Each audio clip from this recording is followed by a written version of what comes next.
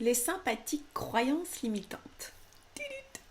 Alors, j'ai pris un petit peu mes notes parce que c'est un atelier que je fais régulièrement sur les croyances limitantes. Donc je vais vous le donner un petit peu là comme ça ici parce que c'est si important.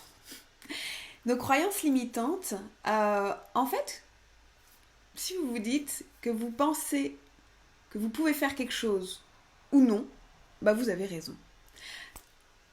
Peut-être vous avez besoin de réécouter cette phrase, mais en fait, ce que vous pensez vous donnera la capacité dans votre vie ou pas de faire ou d'être.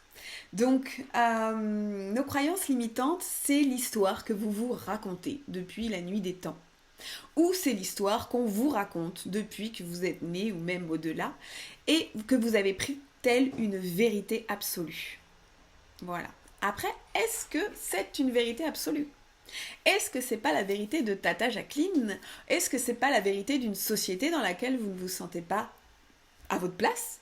Est-ce que c'est pas la vérité d'une personne qui a été blessée par l'homme ou par la femme ou quoi que ce soit ? Mais est-ce que c'est votre vérité à vous ? Donc on va aller un petit peu débusquer ces croyances limitantes parce que c'est vrai que tant qu'on ne les débusque pas, eh bien on agit comme si c'était des vérités pour notre vie. Imaginez par exemple, il faut souffrir pour être belle ou pour être beau. Hein. À votre avis, pour vous, croyance limitante ou vérité ? Il faut travailler très très dur pour gagner beaucoup d'argent. Qu'en pensez-vous ? Les riches sont des personnes égoïstes. Qu'en pensez-vous ? Qu'est-ce que je peux vous dire d'autre ? Les hommes sont infidèles. Qu'en pensez-vous ? En fait, nous aurons tous... J'en ai une aussi sous les yeux là. Je suis trop vieille pour une reconversion. Ou trop vieux pour une reconversion. Qu'est-ce que j'ai d'autre encore ? Si je gagne beaucoup d'argent, je n'aurai plus d'amis sincères. Voilà. Et puis, qu'est-ce qu'on pourrait mettre d'autre ? Les femmes sont des casse-pieds. Bref, pour pas dire d'autres mots qu'on entend souvent. Mais est-ce que c'est vraiment vrai ? Est-ce que ces croyances limitantes nourrissent votre vie de façon positive ? Est-ce que vraiment ça vous donne un élan génial de penser ces choses-là ?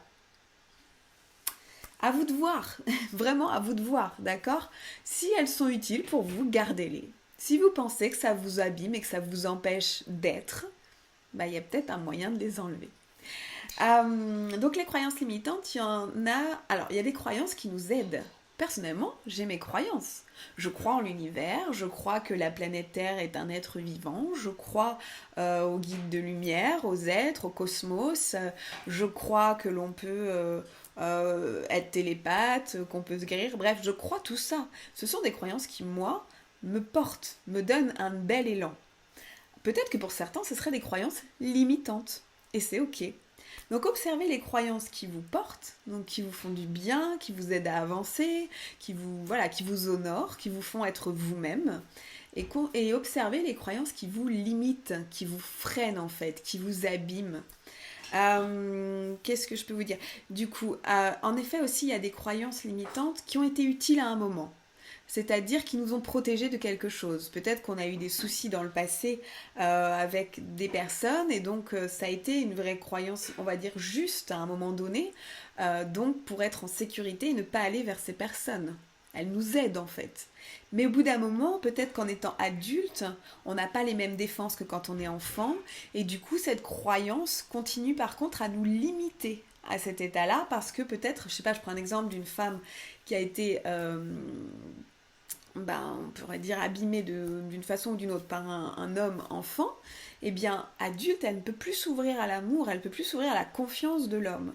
Alors qu'elle n'a qu'une envie, c'est de vivre l'amour, c'est d'être en couple et c'est de pouvoir vivre profondément ça. Donc peut-être qu'il va falloir aller nettoyer, alors là c'est même une blessure, hein, c'est pas une croyance limitante, c'est une croyance vraie, mais qui la limite dans l'avenir, d'accord ? Et il y a la blessure à nettoyer. Parce que souvent, derrière nos croyances limitantes, il y a des blessures aussi. C'est-à-dire que nos croyances limitantes peuvent venir de notre passé, donc de ce que l'on a vécu. Elles peuvent venir de notre société, de ce qu'on nous inculque toutes les secondes, que ce soit dans des publicités ou des fonctionnements. Dans, bien sûr, notre famille, ceux qui nous élèvent, comment eux, ils voient les choses. forcément, en tant qu'enfant, on apprend en mimant les choses, en observant les choses. Donc forcément, on adapte tout ça en nous et on voit si après, plus tard, ce sont des vraies vérités qui nous portent. Et il y a aussi des phrases peut-être qu'on nous a dit enfant, genre mais t'es vraiment nul, tu sais tellement pas dessiner, alors toi la créativité c'est zéro. Et ça c'est terrible parce que adulte, cette personne-là qui a ce petit enfant intérieur en lui complètement piétiné dans sa créativité, adulte il n'osera plus dire qu'il est créatif, il dira toujours qu'il n'est pas créatif, qu'il est nul en créativité. Mais ça, c'est une croyance limitante, c'est pas une vérité. Parce que si quelqu'un, enfant, lui avait dit « Waouh, c'est bien ce que tu fais, continue à créer, tu vas apprendre encore et tu vas développer ce potentiel que tu as », ben, il aurait vécu une toute autre vie. Donc le but n'est pas d'en vouloir à celui qui a dit ça dans le passé. Le but, c'est de se dire « Aujourd'hui, je m'en libère. Et aujourd'hui, j'observe comment moi, je peux aller créer. » Et je enlève cette croyance limitante. Donc, elles peuvent venir de plein de choses. Elles peuvent venir d'amitié, d'événements, même de karma, c'est-à-dire dans d'anciennes vies, peut-être qu'on a vécu des choses. Qu'est-ce que je pourrais donner comme exemple Par exemple, personnellement, j'ai vu que dans une ancienne vie, j'avais aidé des gens avec des plantes et qu'en fait c'était interdit et que ça a été dénoncé et du coup, en fait, pour me punir, on est allé faire du mal à ma famille de cette vie-là. Et moi, quand j'ai senti qu'il était temps que je dise que j'étais médium, ça faisait déjà 6 ans que je l'étais, et j'ai eu cette croyance, cette peur qui est revenue, qu'on allait faire du mal à ma famille. Donc je suis allée bosser sur moi pour comprendre d'où ça venait. Et c'était pas une vérité qui allait arriver dans cette vie. C'était juste une mémoire. Donc j'ai pu la déceler, et du coup j'ai pu dire ce que je faisais vraiment. Alors qu'à l'époque je faisais du shiatsu, mais ça s'était transformé. Voilà. Donc vraiment elles peuvent venir de très loin et de partout, nos croyances limitantes. Mais déjà, observons celles que l'on peut aller travailler par nous-mêmes, simplement. Et de les enlever, ça va nous permettre d'être qui on est. Vraiment qui on est. D'être à notre pleine écoute. On est notre seul frein là-dedans. Donc, allons vraiment les déceler. Nos croyances limitantes, donc c'est toujours de se demander, quand vous en avez une qui débarque et qui vous abîme dans votre vie, si c'est vraiment vrai. Est-ce vraiment vrai que vous ne pouvez pas vous reconvertir parce que vous avez 45 ans? Est-ce vraiment vrai? Alors, comment observer vos croyances limitantes? Eh bien, il y a des phrases qui vont commencer par, ou qui vont, comporter ces mots. Toujours. Jamais. Tous. De toute façon, tous les hommes sont comme ci. Toutes les femmes sont comme ça. Personne n'a jamais réussi à faire ci ou à faire ça. Personne ne m'écoute, personne ne prend en compte ça, voilà. Encore, il m'arrive encore ça. Voilà, observez ça. Ça demande d'observer sur le temps, le long terme, sur plusieurs jours, de prendre un calepin comme à chaque fois et de noter, voilà. Mais toutes ces phrases, et puis il y en a encore plein d'autres, mais tous ces mots, ces phrases sont des choses qui clairement comportent des croyances limitantes. Donc là déjà vous avez de quoi les observer. Ensuite, je reviens à mes petites feuilles de mes ateliers. Allez voir maintenant différents domaines. Donc, on a les croyances populaires, voilà, tout ce qui nous entoure là-dedans. Donc, notre société. On a tout ce qui est dans le thème de l'amour, du travail, de la santé, la réussite, l'amitié, l'argent. C'est souvent une grosse question qu'on me pose. Donc il y a tout ça, tous ces domaines à aller voir, et peut-être encore d'autres, tout ce que je dis n'est pas du tout exhaustif. C'est vraiment déjà d'aller se dire, ok, quel est mon lien avec l'argent? Ok, qu'est-ce que je crois de l'argent? Qu'est-ce que je crois de l'amour? Qu'est-ce que je crois du travail, de l'amitié, de la santé? Quelles sont vos croyances dans ces domaines? Est-ce qu'elles vous portent? Tant mieux. Est-ce qu'elles vous limitent? On va les nettoyer. Donc, observez s'il y a ces petits mots, comme j'avais dit, toujours, jamais, tous, personne, encore. Oui, mais, aussi, ça sonnait une belle. En fait, dans les croyances limitantes, on va se dévaloriser. Par exemple, je ne mérite pas de réussir, voilà. On va sentir une impuissance, c'est-à-dire j'en n'en suis pas capable. Mais parce que quelqu'un nous a dit à un moment qu'on n'en était pas capable. Et parce qu'à un moment, on a peut-être eu un échec, et puis en fait, on a décidé de ne pas se relever de cet échec. Et puis il y a ce désespoir, c'est impossible à faire. Non, mais c'est impossible. C'est comme on peut entendre souvent sur notre planète, mais c'est impossible de régler l'écologie, c'est impossible de faire tourner tout ça en arrière pour aider notre planète, le réchauffement climatique. Est-ce que c'est vraiment impossible? Ils ne savaient pas que c'était impossible, alors ils l'ont fait. C'est une phrase de Mark Twain. Et c'est ça, ça part de nos croyances. Est-ce qu'on pensait il y a des années que c'était possible de voler? Eh bien, il y a des mecs qui ont pensé que oui. Des hommes et des femmes ont pensé que c'était possible de voler. Et ils ont expérimenté et ils ont prouvé à tout le monde, après être passés pour des fous, que c'était possible. Vous remarquerez souvent que quelqu'un qui casse des croyances limitantes assez collectives va passer pour un fou au début. Clairement. Et puis petit à petit, les gens vont regarder, vont se dire c'est bizarre son truc, ça a l'air de marcher. Puis il a l'air d'être plutôt heureux là-dedans. Puis ça a l'air de fonctionner pour pas mal de gens. Voilà. Donc observez tout ça. Il y en a tellement des croyances limitantes, encore plus dans la spiritualité, je dirais peut-être. Tout le monde veut contrôler un truc, voilà. On en a tous et tout le temps. Alors ne pensez pas non plus que vos croyances limitantes, vous allez les nettoyer comme ça. Et pour toujours. Non, ça va être tout le temps. On s'en construit, on en déconstruit, puis on recommence, puis voilà. Qu'est-ce que je peux vous dire d'autre? Après les avoir débusqués, les avoir bien notés sur une phrase, on va se dire quand même comment les transformer. Donc déjà, sur quoi cette croyance, elle repose en fait? Est-ce que c'est quelqu'un qui vous a dit ça? Est-ce que c'est une expérience que vous avez vécue? Est-ce que c'est complètement un truc collectif, genre comme les pubs à la télé? 5 ans en 1, ça marche mieux que 1 an, hein. Mais en fait, c'est rien, c'est juste de la pub. Donc à quoi décidez-vous de croire? Je regarde, voilà, donc sur quoi elle repose, ok? Ensuite, qu'est-ce que j'ai marqué? Ah oui, trouvez un fait qui contredit cette croyance limitante que vous avez. Qu'est-ce qu'on pourrait trouver comme exemple? Il y en a plein. Mais par exemple, si vous dites je peux pas me reconvertir parce que j'ai tel âge, je suis trop vieux, trop vieille, regardez toutes les personnes qui se sont reconverties à n'importe quel âge, et certains qui passent leur bac à 70 ans, ou certains qui changent de métier à 40, 50, 80, enfin bref, voilà, parce qu'ils ont envie de créer un nouveau truc. Regardez ça. Peut-être vous vous dites on peut pas ne pas manger pour survivre, on est obligé d'avoir de la nourriture physique dans notre corps.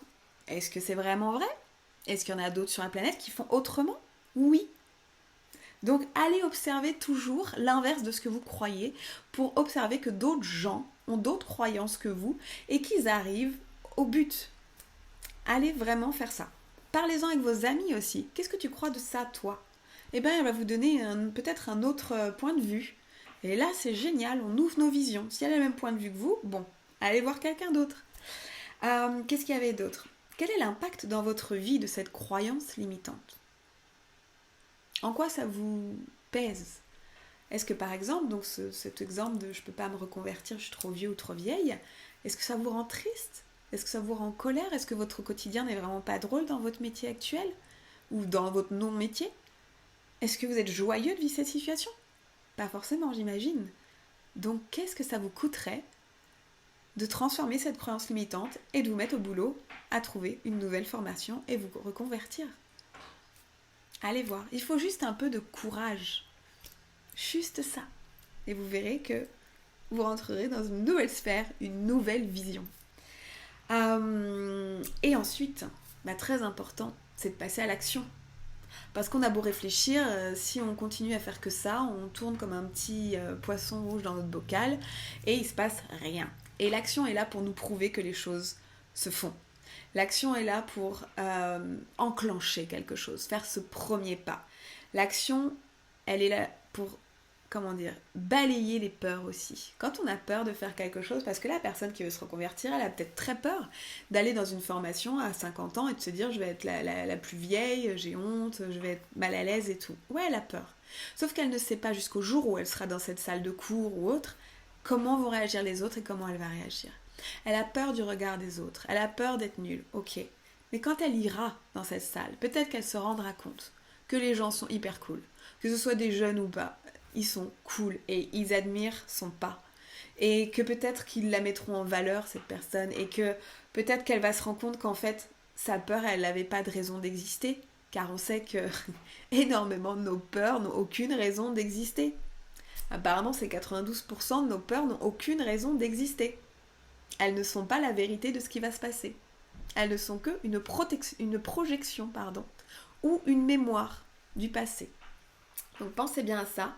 L'action va vous montrer la vraie vérité de l'instant présent, qui sera tout autre que ce que vous vous êtes toujours fait comme film dans votre tête. Et donc nettoyez bien cette croyance limitante avant d'y aller pour pas attirer tout ça aussi. Donc, quelle première action pouvez-vous mettre en place pour dépasser cette croyance limitante? Et bien là, ça serait d'aller s'inscrire à un cours, à quelque chose, à une formation. Donc vraiment, il y a déjà tout ça. Avec tout ça, vous avez de quoi bosser. Vous trouverez sûrement d'autres astuces, d'autres trucs, mais je peux vous assurer qu'avec tout ça, vous avez déjà de quoi faire.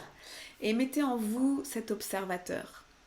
On a tous en nous plusieurs, on pourrait dire, personnalités. Un homme médecine m'a toujours dit, nous, on a tous 1000 êtres en nous. Donc il y a celui qui va être dans l'ego, il y a celui qui est dans le mental, celui qui est dans l'intuition, dans les peurs, dans la joie, et puis il y a l'observateur. Donc en vous, vous avez toujours ce moyen de prendre du recul et de vous dire, ok, est-ce que ça, quand je le dis, ça me sert ou ça me dessert dans ma vie? Ok, d'où ça vient? Ah ouais, et bien vous allez chercher. Peut-être vous saurez pas tout, mais allez explorer quand même. Pour moi, je trouve que c'est une chasse au trésor. La vie, c'est une chasse au trésor dans tous les domaines. On va toujours trouver des pépites, des cadeaux, des prises de conscience, des larmes d'émotion, de libération, quand on va se donner la peine de vraiment aller chercher en nous. Voilà. Je regarde s'il y a d'autres petites choses sur mes notes, mais vraiment aller les écrire, quoi. Et ensuite aussi, oui, reformulez-la. Quand vous avez décidé d'aller passer à l'action, ou même juste un peu avant, reformulez votre croyance limitante. Par exemple, si vous pensiez donc que vous ne pouvez pas vous reconvertir, je suis légitime et confiante dans ma reconversion que je mets en place. Par exemple, je vous donne cette phrase. Si on dit les hommes sont tous infidèles, je reprends confiance dans les hommes, dans leur fidélité et dans leur honnêteté. Voilà, on peut se dire des choses comme ça. Donc, reformulez toujours votre croyance limitante en phrases positives et au présent. Ça s'appelle vraiment la gestion positive. Au début, vous vous dites, mais je me mens, parce que j'y crois pas une seconde. Voilà, vous êtes encore dans votre croyance limitante. Mais si vous avez vraiment observé qu'il y a d'autres gens qui ont réussi dans ce domaine, que vous avez observé d'où ça vient, donc ça vous concernait, ou peut-être ça ne vous concernait même pas. Déjà, je pense que vous allez pouvoir changer votre façon de voir les choses. Et en plus, à force de dire cette phrase positive, vos molécules, vos cellules vont s'informer de cette vibration-là. Donc ça va doucement commencer à devenir une vérité. Mais pas juste en le disant, qu'on soit bien d'accord, en actant pour ça, d'accord? Vous le répétez et en même temps vous actez, vous rentrez dans cette transformation avec courage, confiance, même un peu audace et jeu de l'enfant, toujours. Comme si on recommençait au début. Est-ce qu'un enfant, quand il se casse la figure, qu'il apprend à marcher et qu'il tombe 25 milliards de fois sur ses fesses pour marcher, est-ce qu'à un moment il va se dire « Je laisse tomber, allez c'est pas pour moi la marche, allez-y vous, faites-vous bien plaisir, moi je resterai sur mes fesses toute ma vie. » Non, je pense pas que ça lui effleure une seconde l'esprit. Il se dit « Oh, je suis tombée, je me redresse et on recommence. Allez !» Parce que lui, il est dans l'instant présent, il y retourne, il peut rencontrer des frustrations, et c'est normal, nous aussi. Mais c'est pas pour ça qu'on doit rester par terre. Ce qui est important en nous, c'est combien de fois on va se relever, pas combien de fois on s'est cassé la figure. Donc croyez en vous, relevez-vous, soyez votre meilleur driver, je sais pas comment dire, mais allez-y, voilà, c'est possible, d'autres ont réussi, pourquoi pas vous? Vous n'êtes pas moins bien que quelqu'un d'autre. Mettez-vous bien ça dans votre tête, vous méritez tout ça. C'est juste votre façon de penser qui doit être transformée. C'est tout. Donc allez observer tout ça. Je vous souhaite une très belle journée. Aloha.